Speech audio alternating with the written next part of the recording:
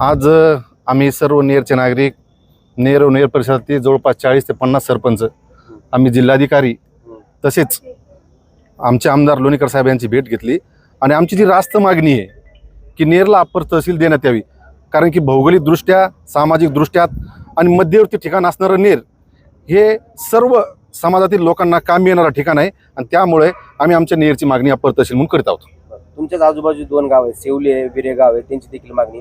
मग नेरलाच का करावं प्रशासनाने? सेवली आणि विरेगाव या दोन्ही गावच्या लोकांनी पहिला क्रमांक स्वतःला देता दुसरा क्रमांक हे नेरला दिला आहे.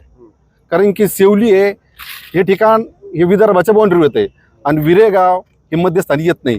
त्यामुळे आमची मागणं रास्त आहे आणि ती आम्ही मागणी करत आहोत. आमदार साहेबांना भेटले, काय म्हटले आमदार साहेब? आमदार साहेबांचा बोलण्यावरून असं कळतंय की त्यांना नेरही चांगलं आहे आणि सेवली चांगली आहे आणि जे उद्या आमदार आणि प्रशासन निर्णय घेईन ते आम्हाला मान्य आहे.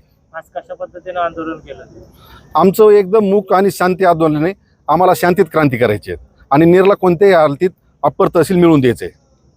उपविभागीय अधिकारी जे आहेत त्यांनी ऑलरेडी नेरचा प्रस्ताव पाठवलेला आहे, तरी देखील तुम्ही आंदोलन करता? नाही, प्रस्ताव 3-4 जागाचे दिले आहेत. जशा प्रकारे विरेगाव दिला, सेवली दिला, रामनगर दिला, त्या प्रकारचे नेरचं सुद्धा दिलं आहे. पण आमची मागणी कुठं कमी पडत नाही ना, या अनुषंगाने आम्ही आज परत आलोय आणि निवेदन दिले आहेत. काल शिवलीच्या लोकांनी आंदोलन केलंय, तर वेळ पडली तर तुम्ही देखील नेर बंद वगैरे असं काही आंदोलन? नाही, आम्ही नेरच्या असं बंदच्या भानगडीत पडून त्याच्यानंतर कोणाचं नुकसान होईल अशा काही गोष्टी करणार नाही. आम्हाला गॅरंटी आहे आणि आमच्या वटेश्वर महाराजावर आमची गॅरंटी आहे की आम्हाला 100% नेरला अप्पर तहसील मिळाले. काय नाव आपलं? विक्रम उफाड, भारतीय जनता पार्टी तालुका अध्यक्ष. हॅलो.